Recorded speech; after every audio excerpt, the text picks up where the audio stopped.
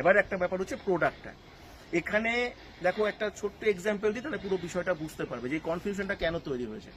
তুমি একজন ইউটিউবার, তা তুমি ইউটিউবে ভিডিও আপলোড করো, সেখান থেকে অ্যাড জেনারেট হয়, অ্যাডের থেকে রেভিনিউ জেনারেট হয়, সেখান থেকে তোমার ইনকাম হয়, ঠিক আছে।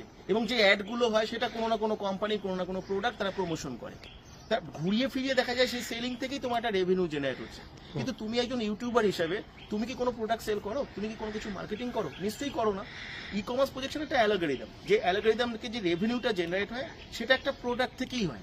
কিন্তু এই প্রোডাক্টটা সফটওয়্যার কোড প্রমোশনের মাধ্যমে অ্যাড জেনারেট করা হয়, সেখান থেকে রেভিনিউ জেনারেট হয়, সেই রেভিনিউর একটা অংশ দেওয়া হয়। কিন্তু এখানে যারা কাজ করে তাদের একটা কোনোদিন কোনো সিঙ্গেল প্রোডাক্ট বিক্রি করতে হয় না, কোনো মার্কেটিং করতে হয় না।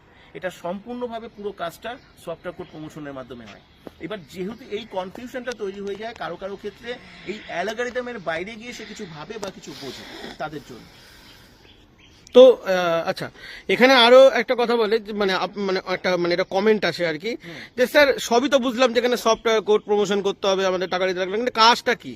মানে অ্যাকচুয়ালি আমরা যেমন ধরুন বলুন যে ওয়ার্ক ফ্রম হোমে টেলিকলিং এর কাজ করতে হবে, সেলস হোক বা টেলিকলিং বলতে মানে কাস্টমার কেয়ার হোক, তো এখানে কাজটা কি করতে হবে এটাই অনেকে বোঝে না। কাজটা হচ্ছে দেখো, মাস্টার সফটওয়্যারটা যখন সবাই পাবে, মাস্টার সফটওয়্যার থেকে একটা কম্পিউটার জেনারেটেড একটা কোড হয়, সফটওয়্যার কোড, যে কোডটা অ্যাকচুয়ালি হচ্ছে তার আইডেন্টিটি, তার একটা ব্র্যান্ড। এই কোডটাকে প্রমোশন করতে হয়। এই প্রমোশন করার 20খানা পদ্ধতি আছে।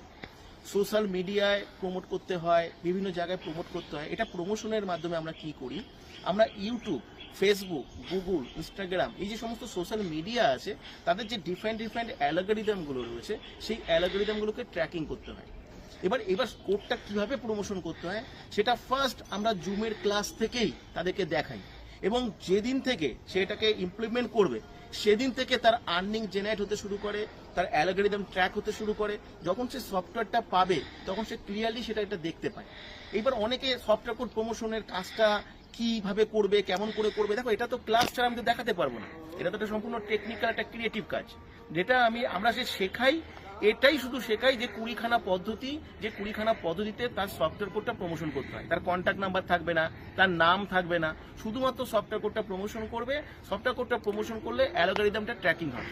একজন ইউটিউবারকে ভিডিও কি করতে হয়, তার চ্যানেল তৈরি করে তাকে নিয়মিত কিছু ভিডিও আপলোড করতে হয়। এটা আপলোড করতে থাকে, ভিউজ হয়, সাবস্ক্রাইবার হয়, লাইক হয়, ইনকাম জেনারেট হতে থাকে। ঠিক সেম ভাবে এখানে শুধু সফটওয়্যার কোডটাকে প্রমোট করতে থাকবে, বাকি যা কিছু মার্কেটিং হোক, সেলিং হোক, অ্যাড হোক, রেভিনিউ হোক, অটোমেটিক্যালি জেনারেট হতে থাকবে।